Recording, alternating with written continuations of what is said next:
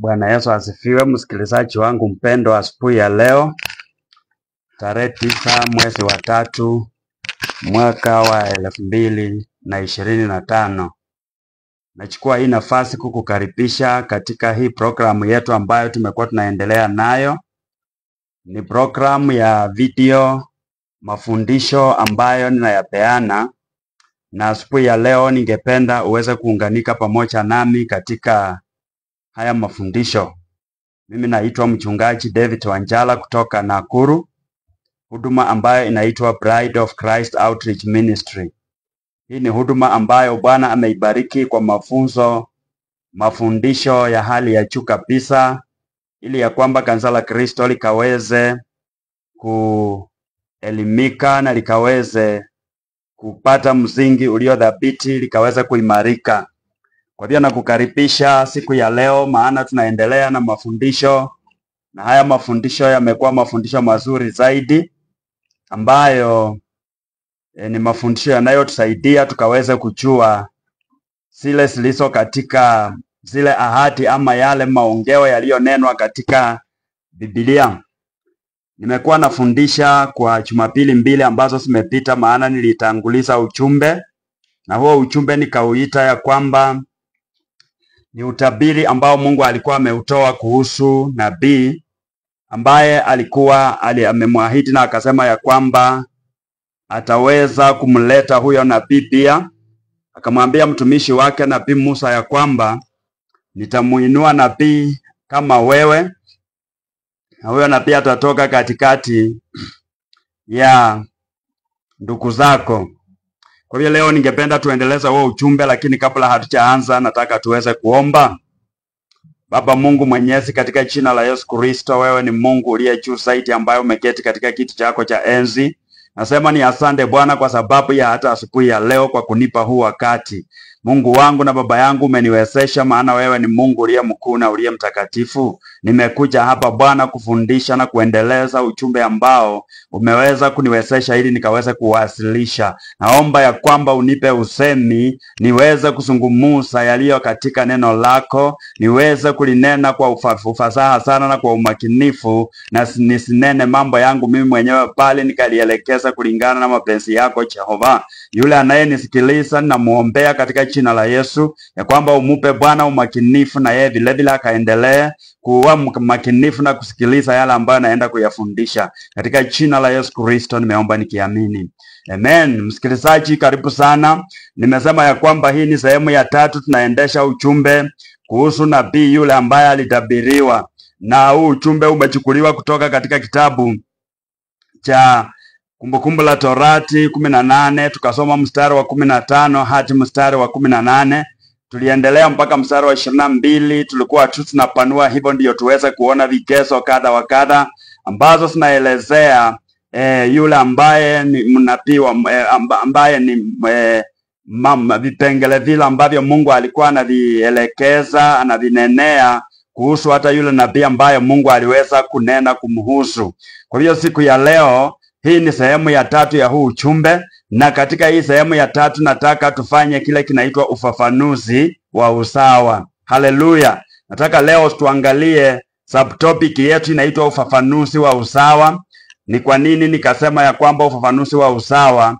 Kwa sababu Mungu alielekeza, alipeana vigezo ambazo zitamuelezea yule nabii ambaye atamtuma, ya kwamba Mungu hakumwachilia tu hivyo akanena katika hali isiyoeleweka, lakini alipeana structures exact, maneno yaliyo sawia sana, ya kwamba wakati ambapo yule nabii atakapotokea hakutakuwa na maswali, hakutakuwa na mambo mengi. Watu hawatasema ya kwamba hatukuweza kufahamu, hatukuweza kujua. Haleluya. Na ndiyo maana siku ya leo nataka kunena kuhusu ufafanuzi wa usawa, na nataka uelewe kabla hata sijarudi kusoma hizo vipengele. Nataka kusoma kipengele kimoja, kitabu kimoja cha Petro wa kwanza. Huyu ni mtume ambaye Yesu Kristo alikuwa amenena wasiwasi, na akasema ya kwamba kupitia kwake yeye ama kupitia juu yake imani aliyokuwa nayo na ufunuo ule alioupokea wakati Yesu Kristo alipokuwa anaulizia ya kwamba watu wanasema mimi ni nani, na maneno mengi yakapeanwa, lakini Petro akasema wewe ni Mesia, mwana wa Mungu. Na Yesu Kristo akasema ya kwamba sio damu na mwili ambazo zimekupa ule ufafanuzi ama ufunuo, bali ni Roho Mtakatifu, na kwa sababu ya huo ufunuo nitalijenga kanisa langu juu yako. Ni juu ya ufunuo, sio juu ya mwanadamu. Ufunuo wa Roho Mtakatifu ambao ulimpa Petro akajua yeye Yesu Kristo ni nani, ni Mesia, mwana wa Mungu. Na kwa hivyo tunaona ya kwamba huyu ni mtume mmoja ambaye Mungu alikuwa amemtumia kwa njia kuu sana, pamoja na mtume Yohana. Na hata hawa ndio ambao tunajua ya kwamba katika Matendo ya Mitume mlango wa 3 walipokuwa wanaenda kuingia katika hekalu kwa muda wakati wa maombi ambaye ilikuwa ni saa 9, wakapata kiwete aliyekuwa mahali pale ambaye alikuwa amezoeshwa kuletwa pale, na haja yake ilikuwa ni ya kwamba akaweze kuomba fedha. Na wakati Petro na Yohana walipofika pale, kama kawaida, neno nasema ya kwamba yule kiwete akanyosha mkono wake akiomba aweze kusaidiwa, lakini Petro akamkazia macho na akamwambia ya kwamba ukatutazame kwa umakinifu. Alipowatazama yeye akasema ya kwamba fedha na dhahabu hatuna, lakini kile ambacho tuko nacho katika jina la Yesu Kristo tunakuamrisha uamke na ukatembee. Na Biblia inasema ya kwamba yule kiwete aliyekuwa pale siku nyingi aliamka. Kwa hivyo leo nataka kunakili neno ambalo huyu mtumishi wa Mungu ambaye anaitwa mtume Petro aliweza kuandika, ndio tuweze kuendelea. Maandishi haya nataka kuyasoma katika kitabu cha Petro wa kwanza, kitabu cha Peter, that is First Peter. Nataka kuangalia, tusikie vile mtumishi wa Mungu Petro alituambia. It's the second letter of Peter, barua ya pili ya Petro, na hivi ndivyo ambavyo anasema. Tunasoma kutoka katika mlango wa kwanza mstari wa 16 kuendelea. Akasema ya kwamba, atasoma kwa Kiingereza na nitakutafsiria.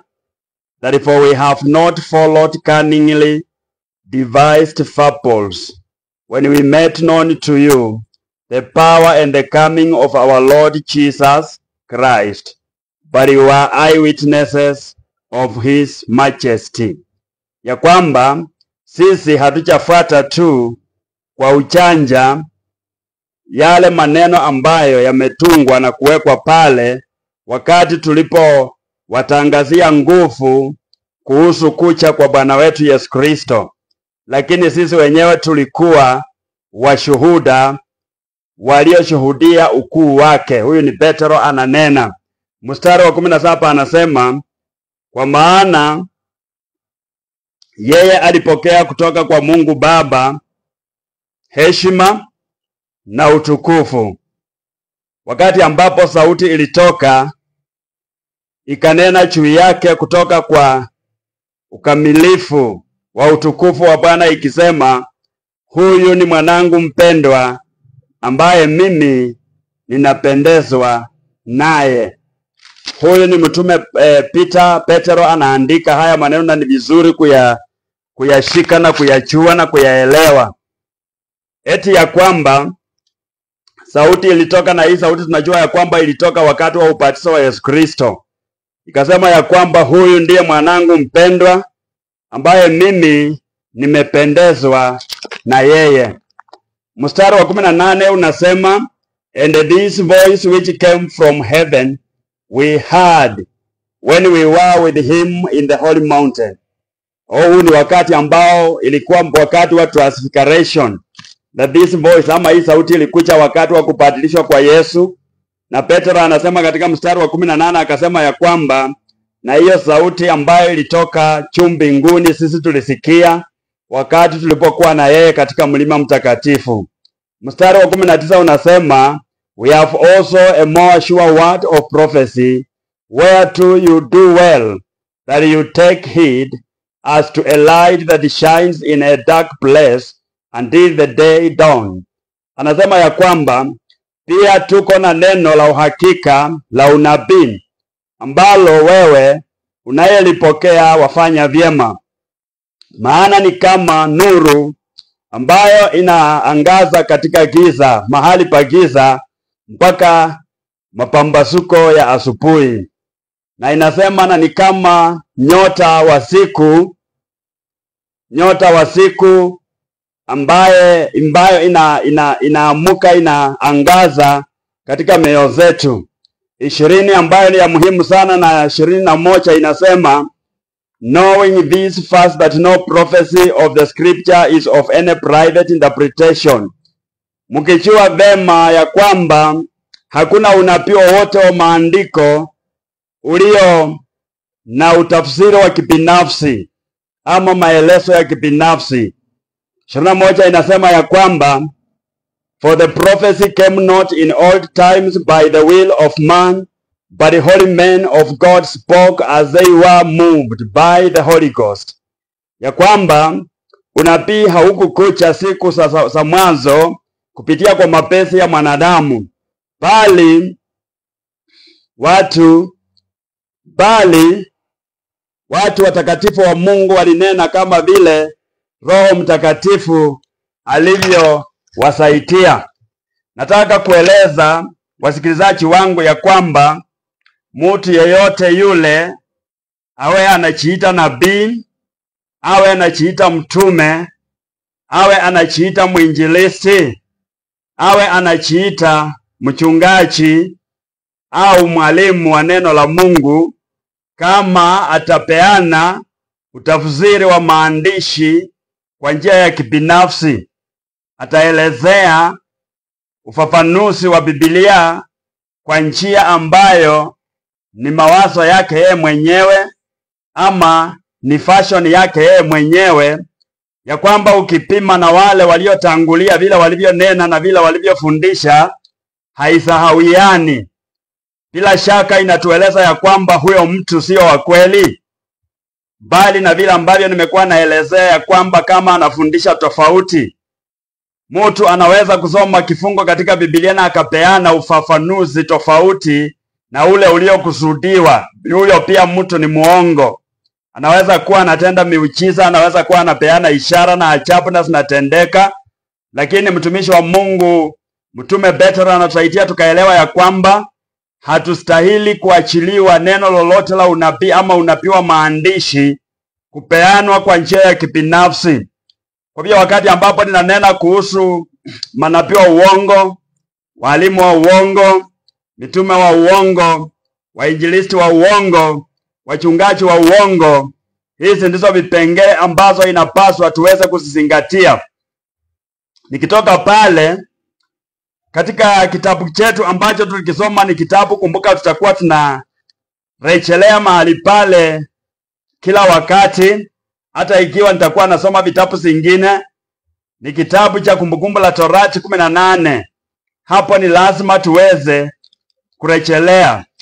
Hiyo ndiyo core scripture yetu ambayo ni lazima tutakuwa tunarejelea mahali pale, na nataka nipafungue ndio tukaweze kuona, kwa sababu leo nataka kutoa ufafanuzi. Ninaanzilia asubuhi ya leo kutoa ufafanuzi wa uzawa ambao uliandikika katika ule unabii. Maana ni vyema kuupata huu unabii. Biblia inasema ya kwamba mstari wa 15, tunarudia kila Jumapili nitakapokuwa na nena huu ujumbe. These are our refrain scriptures, we shall be refraining their own. Inasema ya kwamba the Lord your God will raise up to you a prophet from the midst of you, of your brethren, like to me, him shall you hearken. Ya kwamba Bwana Mungu wenu atawainulia ninyi nabii ambaye atatoka katikati ya ndugu zenu, na atakuwa kama mimi. Kwake mtamtii na mtamheshimu. Leo nataka kufafanua uzahiwa ama usawa, kwamba yule nabii ni lazima aweze kuwa na hizi vigezo. Mtumishi wa Mungu Nabii Moses anasema ya kwamba atakuwa kama mimi, kama yeye Moses. Haleluya. Na leo nataka kutoa ufafanuzi wa uzawia ambao utaonyeshana ya kwamba nabii aliyekuwa ainuliwe ama aliyeahidiwa ni nabii kama Moses. Praise the name of the Lord. Moses nataka tumuelewe. Leo nataka kuchukua wakati muda kidogo niweze kuchambua kuhusu maisha ya huyu mtumishi wa Mungu ambaye anaitwa Moses. Ndio tuone kama kweli huyu nabii ambaye Mungu alikuwa amemwahidi alikuwa abebe sifa za Moses kwa njia gani. Tunapoenda kusoma katika kitabu cha Exodus, vidokezo viwili. Jambo la kwanza, huyu Moses leo tutamchambua kama kuhusu kuzaliwa kwake, how he was born, na yale maisha ya mwanzo katika maisha yake. Tuone Moses alizaliwa namna gani, na hili jambo linatupeleka katika kitabu cha Kutoka mlango ni wa 2 na kutoka mstari wa 1. Nitasoma ili ya kwamba ninaposoma hapa utaweza kusikiliza.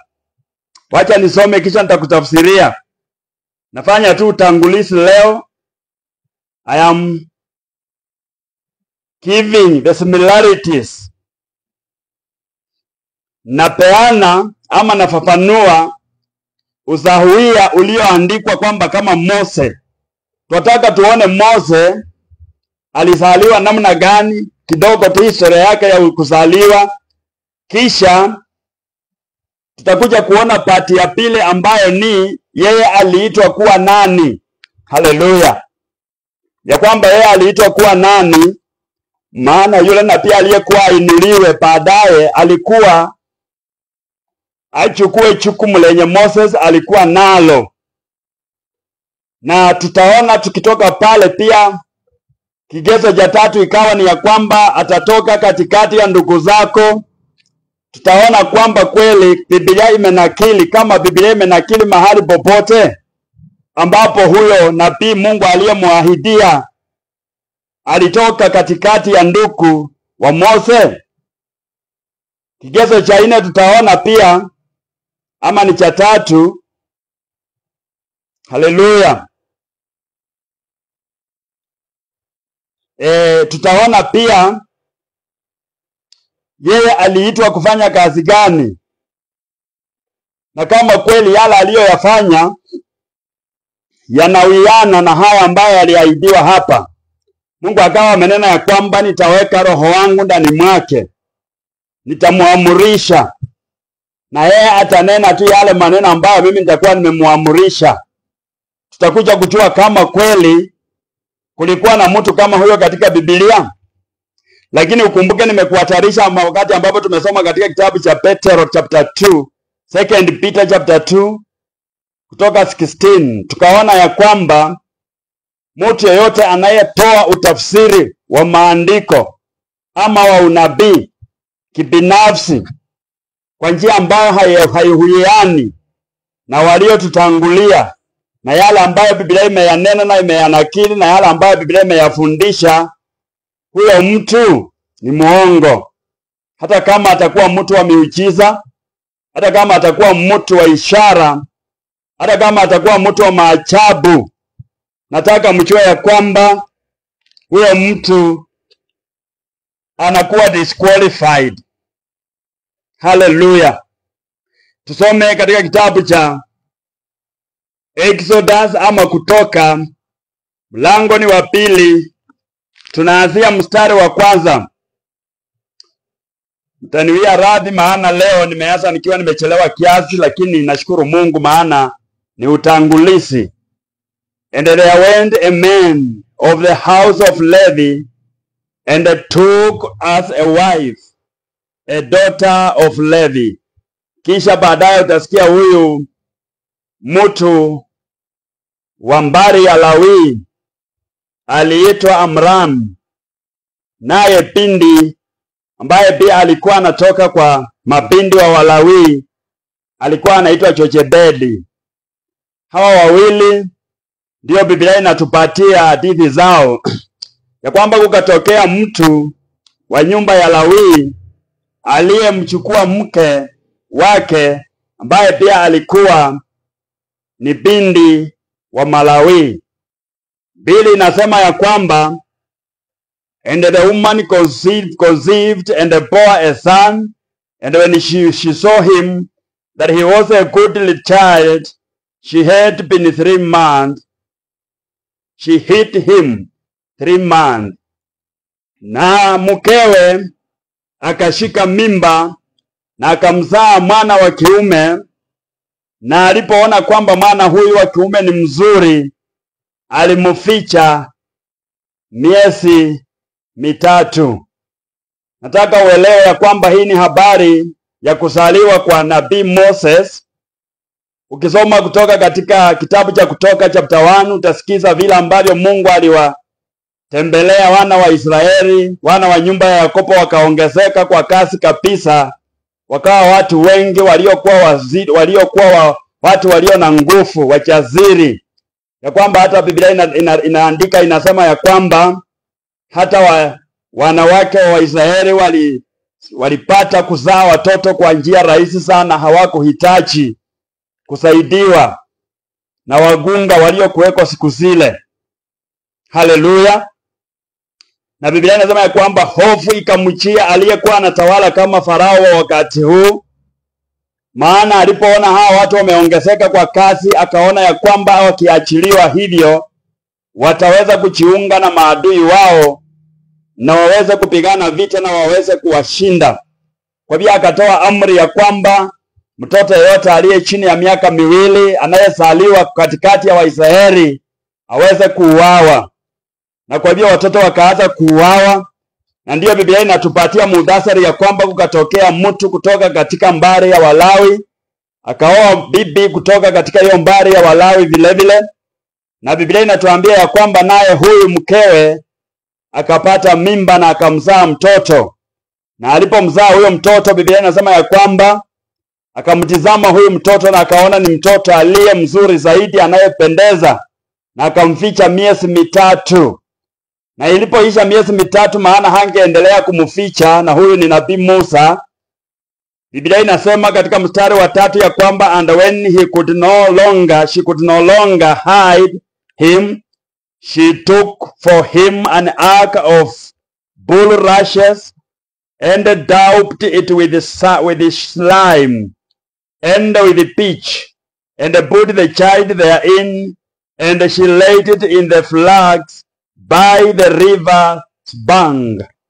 Hallelujah.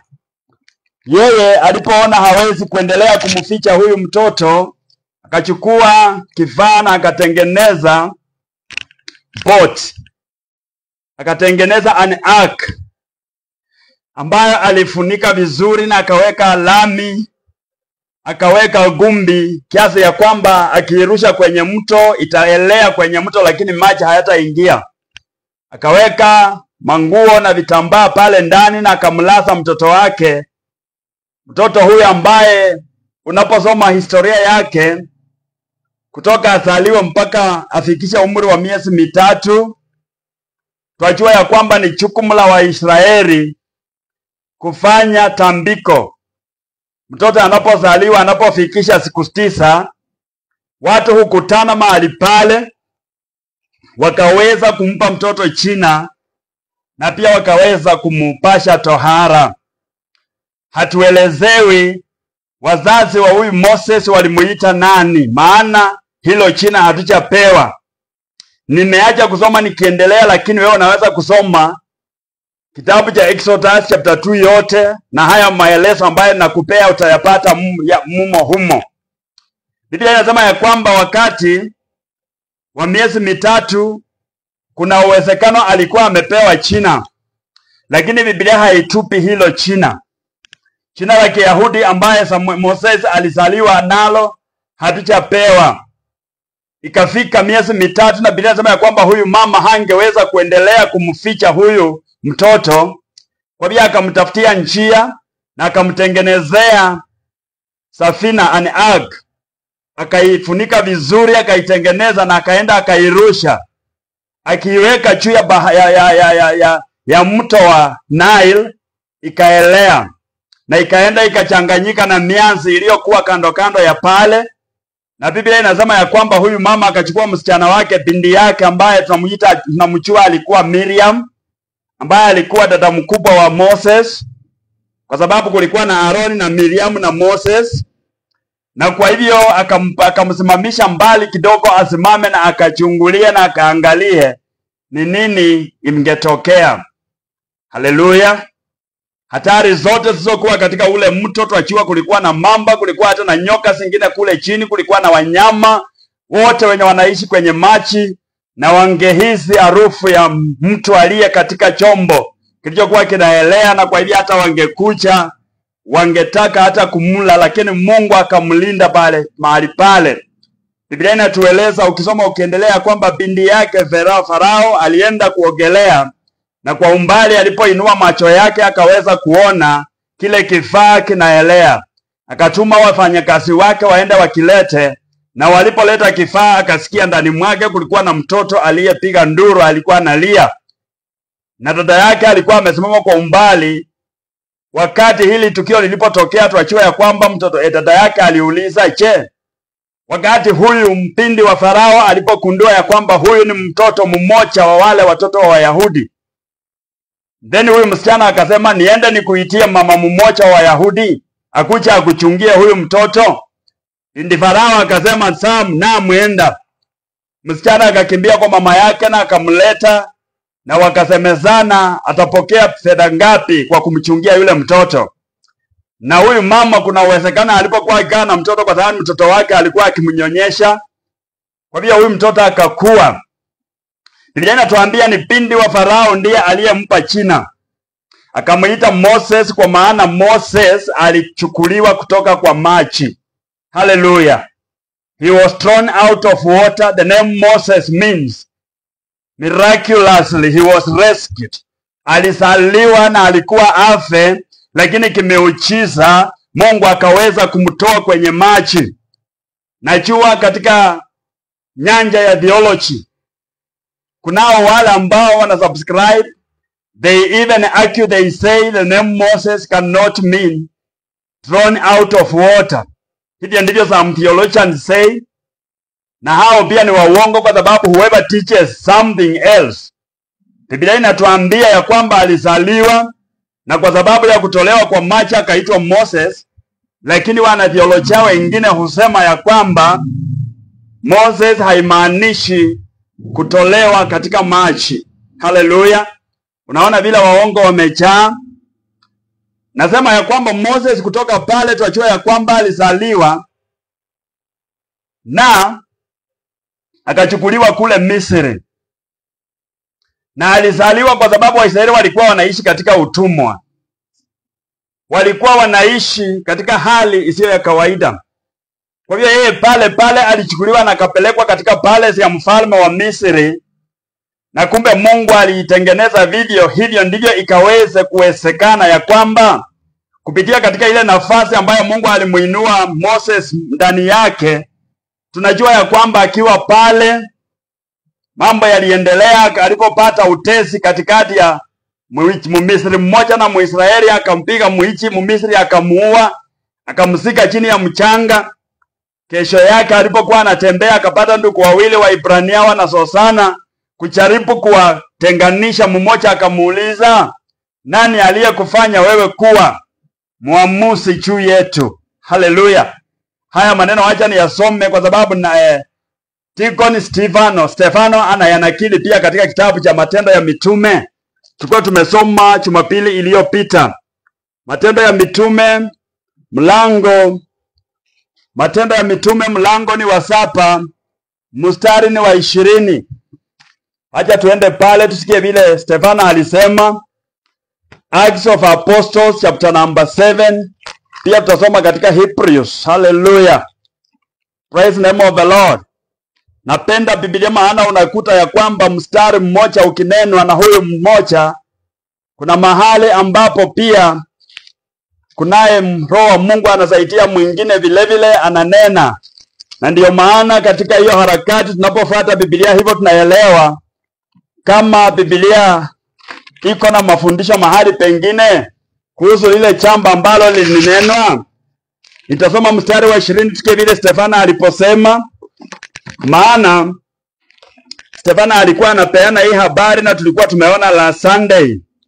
The Bible says, in which time Moses was born, and was exiting fair, and nourished up in his father's house 3 months. Hallelujah.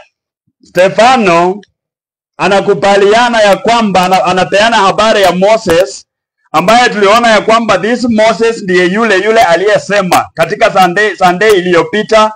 Tuliona hayo mafundisho. Unaona sa kwamba Stefano ananakili kile ambacho tayari kiliandikwa. Na katika Waebrania 11:23 tunataka pia tusome.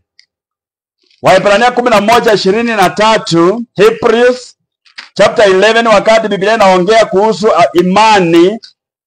11:23, hivi ndivyo Biblia inasema: by faith Moses, when he was born, was hidden 3 months of the parents, because they saw he was a proper child, and they were not afraid of the king's commandment. Hallelujah. Amri ilikuwa imetolewa ya kwamba mtoto aweze watoto wa chini ya miaka 2 wauawe. Lakini wazazi wa Moses walipomuona yeye hako na sura mzuri, yawezekana maana walikuwa Walawi, Roho wa Mungu aliyekuwa anafanya kazi kupitia katika mbari ya Walawi aliwakumbusha ya kwamba huyu ndiye yule ambaye Mungu amemwekelea alama ya kwamba yeye ataenenda na atawaokoa kutoka katika mikono ya dhuluma ya Wamisri. Kwa hivyo haya maneno tunaona ya kwamba Stefano aliyechawa na Roho Mungu, Roho ambaye yeye ndiye hutafsiri maandiko ya Bwana, kutoka kitabu cha Mwanzo chapter 1 verse 1 hadi kitabu cha mwisho cha Revelation chapter number 21, I think verse 22. Just confirmation. Hallelujah. 21 pia. Praise the name of the Lord. 22 verse 21. Hiyo ndiyo verse ya mwisho ya Revelation. So huyu Moses alizaliwa hivyo, akaenda Misri. Alipojaribu kuwatenganisha ndugu zake, wakamuuliza. Stefano alikuwa ametueleza katika kitabu cha Acts of Apostles chapter 7, ukitaka kusoma yote itakufaidi zaidi. Biblia inasema ya kwamba aliposikia ya kwamba yale aliyotenda jana kwa kumuua Mmisri yamejulikana, ilimubidi atoroke akaenda kule Midiani. Akaishi kule Midiani, na tunajua ya kwamba akiwa Midiani, ukienda katika kitabu cha Kutoka mstari wa mlango wa 3, ndio utakuta ya kwamba Mungu anakutana pamoja na yeye katika msitu ambao ulikuwa unachomeka na haukuwa unaangamia. Na hapo ndipo tunaona Mungu anampatia maelezo ili aweze kuenda, aweze kuokoa watoto wake kutoka Misri. Hallelujah. Yule nabii aliyekuwa akuche, haya maneno, hizi zinaitwa footsteps. Hizi zinaitwa footsteps ama hatua za miguu. Yeye pia alipaswa asipitie. Kwa maana Mungu alikuwa very specific kusema nabii kama wewe. Hallelujah. Praise the name of the Lord. Nabii kama wewe. Na nikasema Moses alikuwa Myahudi. Kwa hivyo yule nabii alikuwa atoke kwa Wayahudi. Because the Bible says from the midst of your brethren. Hallelujah. Ninarejea hapa saa 7, saa 8. Mnamo saa 8 kuendeleza haya mafundisho katika lugha ya Kiingereza. Na ninataka Mungu akusaidie msikilizaji wangu popote ambapo unasikiliza kutoka, uwe katika mji wa Nakuru, Nairobi, Mombasa, Kisumu, Eldoret, popote katika taifa la Kenya, katika bara la Afrika na bara zote za ulimwengu. Najua ya kwamba haya maneno yatakusaidia wewe ambaye umeweza kubarikiwa kusikiliza hii lugha, na mwenye labda hauwezi ukasikiliza hii lugha ya Kiswahili, usichali. Kwa maana yaya haya ambayo nimeyanena dakika hii wakati huu, naenda kuyarudia katika lugha ya Kimombo mnamo saa 8 kamili, na kuomba tu kaweze kutayarisha, kwa sababu saa 8 kamili nitakuwa hapa nikiendeleza haya mafundisho. Nitayaendeleza katika lugha ya Kimombo, na tumeanza leo kufanya kile tunaita kufafanua usawa ama usawia uliokuwa katika ile ahadi. Usawia huu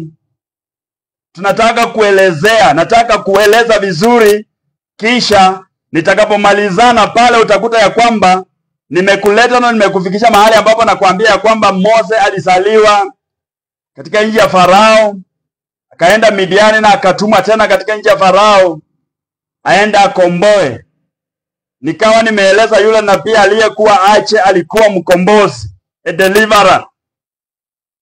Moses alikuwa akomboewa na Waisraeli, lakini huyo nabii aliyeitwa alikuwa akomboe ulimwengu mzima. Na ndio hawezi akawa binadamu, hawezi akawa mtu wa kukuja na kusimama pale na kuchukua all the accolades of that prophet. Kama vile leo kulivyo ulimwenguni wamejaa, hata Kenya wako wanadanganya watu wengi in the name of signs and wonders. Wanatafsiri Biblia vibaya, in a wrong direction, in a wrong dimension. Na Petro ametuonya, ametuambia hakuna unabii uliopeanwa kupitia katika utafsiri wa kibinafsi, maana watakatifu wa Mungu waliandikwa ama walinena kama vile Roho wa Mungu alivyowawezesha. Naomba tuweze kuomba, maana naenda kujiunga na wapendwa wengine kuendesha ibada ya siku ya leo, na kisha nikiwa nimemaliza nitarejea. Mungu Baba Mwenyezi, katika jina la Yesu, umeketi mahali pako patakatifu palipo juu zaidi. Jehova, umeniwezesha Mungu wa Israeli kunena haya, ijapokuwa nilikuwa na mtafaruko kidogo wa kimitambo, lakini Bwana umenisaidia na ninakushukuru. Sasa hivi ninakuomba unipe ujasiri, unipe Mungu Baba maneno ya kunena na kugawa neno lako katika haki. Jehova, naporejea saa 8, naomba uwe pamoja nami na kila wale ambao utawaleta waambatane na huu ujumbe, wataweza kukutukuza na kukusifu. Mungu wangu na Baba yangu, na kushukuru kwa maana wewe ni Jehova uliye juu ya yote. Pokea sifa na utukufu katika jina la Yesu Kristo nimeomba. Amen. Mchungaji David Wanchala, Pride of Christ Outreach Ministry. Namba yangu ya simu ni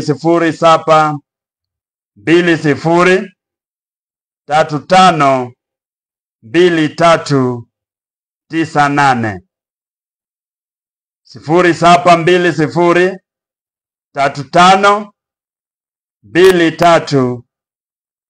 0720352398.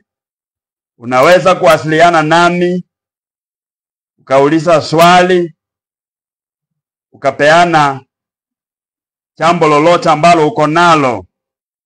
Na vile vile ukiwa maili 6, unaweza hata kunipigia simu nikakuelekeza mahali ambapo tunaenda katika ibada siku ya leo, na kisha najua ya kwamba utabarikiwa.